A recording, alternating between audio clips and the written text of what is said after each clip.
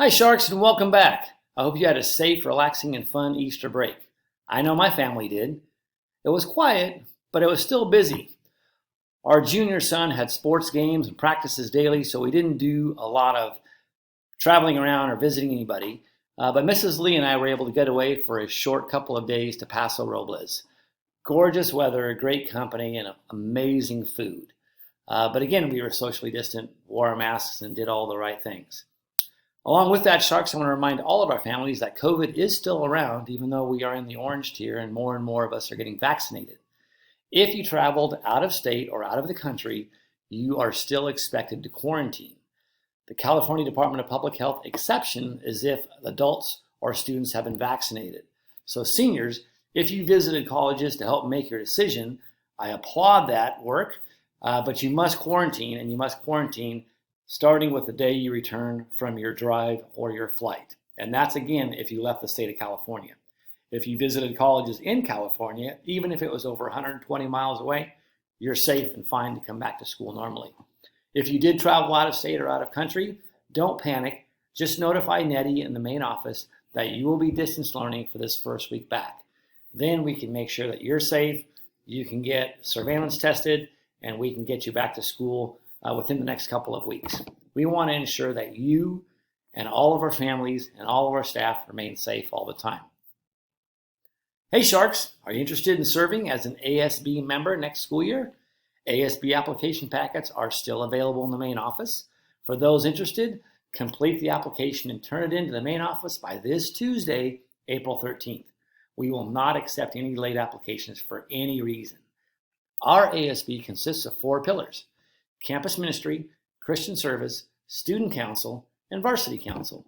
So students, whether you are a current or a new student, or you just recently transferred in, any one of you can run for a class position on student council and at the same time apply to any of the other ASB pillars as well.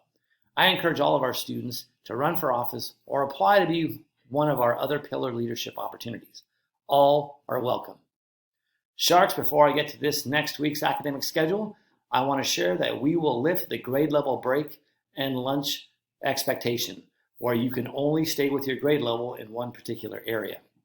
Students will now be able to socially distance together across grade levels. We will no longer allow students to eat on the football field or near the baseball stadium or in the baseball bleachers. All students will need to stay in or around the Memorial Garden in that grass area, the Greenbelt area, the switchbacks of the school, or the blacktop near the pool at break and at lunch. We will still limit the number of students who can enter a bathroom at one time, but the restrictions on staying only with your grade level for break and lunch have now been lifted. We still want to make sure you're saving yourself a lot of hassle by washing your hands, sanitizing your hands, wearing your mask, and maintaining social distance. And now, Sharks, this next week's academic schedule after your 2-week break. Monday, April 12th, we'll return to school starting with tutorial. We will have the return of our mandatory response to intervention tutorial program. So students in that program, make sure you get your half sheet of paper from Mrs. Eagleson in the morning and then go visit one of your teachers, have him or her fill it out, and then you drop it off in the pouch hanging outside of her door to her office. We will also have on Monday periods 1 through 4, and we'll finish that evening off with 2 live events. One is the St. Francis Parent Association meeting will be live in the art room, E1, at 6 p.m. All parents are welcome and encouraged to attend. And then we'll also have the Board of Directors meeting in the Heritage Room, B4, starting at 6:30 p.m. Tuesday, April 13th, we will have our tutorial program for all students. We'll have the mandatory tutorial program for those students, periods 5 through 7, and that will be an early dismissal day so that the teachers can meet in the academic departments. Those academic department meetings will really focus on finishing out the end of the year. There will be only 12 class meetings for each course till the end of the year, and they'll be talking about their final exams. Also, just a reminder, on Tuesday, ASB applications are due, and a special announcement about our annual blood drive. Mrs. McLeod sent an email out a little over a week and a half ago offering that opportunity to our students. So if you are interested, please sign up. We can definitely use your help and collecting or supporting the blood drive. Wednesday, April 14th, we'll have our virtual academic office hour day. We'll have an optional virtual parent meeting at 8:15 a.m. And then within the school, we'll have a school leadership team meeting at 2 p.m. Parents or students, if you would like to attend our small cohort that meets Wednesdays to get peer tutoring or gets time to get caught up on their homework, please reach out to Mrs. Lemus or to Coach Terry, and we'll put you on that list to welcome you on Wednesday, April 14th. Thursday, April 15th, we'll have the tutorial program in the morning, the mandatory RTI tutorial program for those students, and periods 1 through 4. And Friday, we'll start off with tutorial. We'll have the RTI mandatory tutorial program in periods 5 through 7. We'll finish the day off with a collaboration period, and the collaboration period is a class meeting to allow students to prepare for Battle for the Paddle. Saturday, April 17th, we'll have parking lot bingo, and football will be finishing off with the first ever JV and varsity football bowl games, and we will be playing against Scotts Valley. So more information to come, but that will be the last game for both varsity and JV for this school year. Sharks, did you hear me say something about the blood drive? Yes, you heard right. In April of 2015, one of our students advocated for a Red Cross blood drive to be held on the St. Francis campus. We had never done that in our prior years. Luckily, we were able to get the momentum and the commitment from not just that student, but other students to host that first blood drive. Since then, St. Francis has hosted a blood drive every year except for last year due to COVID. And here is how your Sharks have made a difference. We have had a total of 264 donors. That's a lot for a small school like ours. Of our donors, 150 were first-time donors. We not only are collecting donations, which is extremely important, don't get me wrong, but we are educating the importance of blood donation, and we are creating great habits of service with our young people. We have collected a total of 221 units of blood, and those 221 units of blood have helped 663 people. That's amazing. The Red Cross has generously given back to our students who have helped. They've given over $600 in college scholarships to St. Francis student volunteers. Pretty cool, huh, Sharks? So hopefully you'll get involved if you're old enough and if you don't have a sporting event on Tuesday of next week. Besides the blood drive push, I also want to remind you that enrollment or re-enrollment for returning students is now open. All families should have received a text message from the school and an email from our registrar, Nettie Madrigal, on Tuesday, April 6th, 2021. If you did not get either one of those, or if you need help filling things out, please don't hesitate to call the school and we'll walk you through it in English or in Spanish. We can help you get that done. At the time of this recording on Friday, we have already had a large number of families complete the enrollment process. So thank you. Please, for everybody else who has not done it, get it done by the deadline April 30th. After April 30th, the costs go up. But besides that, your student may not be able to enter into the class that he or she is supposed to get into because it may be full. You've already heard me welcome over the last 3 weeks 5 new Shark families and 5 new Shark students. So you can already see there's a mad, awesome, impressive interest in attending St. Francis. So if you don't make it in by April 30th, that grade level might be full. You also may lose your chance to get the courses that you requested. And if your student is trying to get into Project Lead the Way or the Visual and Performing Arts pathway or specific honors or advanced placement classes, they may not get those classes if they don't get registered by April 30th.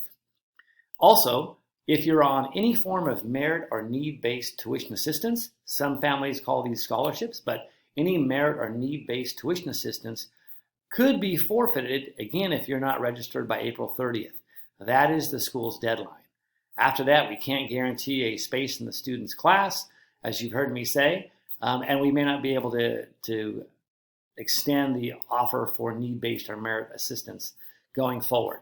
So students and families don't miss out. Sharks, we are preparing to submit our safety plan for an outdoor prom. Yes, you heard that correct. We will submit this plan to the county for their review next week. As of right now, we have it on the calendar for Saturday, April 24th on our outdoor basketball courts under a tent with no walls. We'll also have assigned seating for dinner, and we will provide individual plates brought out to each student by faculty and staff who are supervising that event to avoid any gathering or buffet style eating situation. I will let you know when our plan meets the state's and county's requirements. This plan proposal is just for juniors and seniors, and it's only for our current students. So students who have graduated, students who may have left, or other outside boyfriends or girlfriends will not be allowed to attend this event because they have not followed the exact same protocols that we have. We will also be checking every employee who's coming to supervise and every student's temperature on the way in, and making sure that we don't have slow songs and that we're practicing social distance and mask wearing. So again, more information to come. But I wanted to give you a heads up because I know young ladies, sometimes you want to go out and start looking for your dresses, and that takes time. And I know right now the popular trend is to have dresses that have an open midriff area, like your belly, but none of those will be allowed. All of the expectations for dress code are in the student family handbook, but we'll have more information as we get closer to that date with the approval of this plan. Also with this video, we'll be sending out the press release notification describing our plan for the outdoor socially distant Battle for the Paddle event. After we get through with our outdoor prom and graduation planning, we will submit our plans for the outdoor academic awards event, outdoor Battle for the Paddle, outdoor baccalaureate mass, and outdoor graduation. And again, I will update you in these weekly videos where we are in the process of each one of these. Along with this video, we are sending links to two very important and innovative changes. First, we are launching a new lunch payment program through our website. Students or parents will need to sign up and pay for the following week's lunches online. You will have until each Monday morning at 8 a.m. to sign up and pay. We will no longer take walk-ups or cash for lunches. This will help ensure that all who want and pay for lunch get it, and that we remain safe under the current COVID protocols. We are also looking at the same service to sell and promote this year's logo wear, including the latest Nike swag. We are a Nike affiliate school, and normally we sell a lot of this logo wear at our sporting events. But with COVID restrictions and sports starting later, we haven't been able to do that. I ordered a bunch of new Nike gear December of 2019, and that was delivered in July of this summer, 2020. But unfortunately, again, with no sporting events, we weren't able to do any of the sales of this. So with the help of Mrs. DeWig and Mr. Castaneda and Mrs. Meskey and some great students, we now have a way for you to secure all of the latest and fashionable Nike swag with our name and logos on it. A special thank you goes out to Gio, Maria, Garrett, and Mariah, who are our student models. We do have limited numbers in all sizes, so put your order in sooner rather than later, and then we'll talk about how your student or you can pick it up from the front office within the next 48 hours. All of the items include tax, and all of the items are less than the retail prices you would pay for the same item at a Nike store or Dick's Sporting Goods. But the cool thing is it already has all of our logos, so students can wear it each day of this school year, and they can wear it to events. Same with parents. Finally, I want to remind families to print and post our monthly minders. It provides easy access to each month's activities and events. So besides hearing me in this video, having that monthly minder printed up and taped to your kitchen refrigerator or on the corkboard allows you and your student to stay up on all of our activities. For example, again, we are hosting a live St. Francis Parent Association meeting and a live Board of Directors meeting Monday, April 12th. Our last CEPC meeting of the year is April 20th. We are hosting a Burgundy and Gray Gala think tank meeting live on April 21st. And the awesomely impressive Breakfast of Champions has moved to April 29th. We had to move it to April 29th with the delay in the sports seasons, and so that we had enough time to figure out which students are above the 3.0 and will be playing varsity sports for this spring season that's just getting started right now. So I want to say, welcome back, Sharks. I missed you these last 2 weeks. Remember, you are a Shark. We are stronger together, and together matters. God bless. Go Sharks.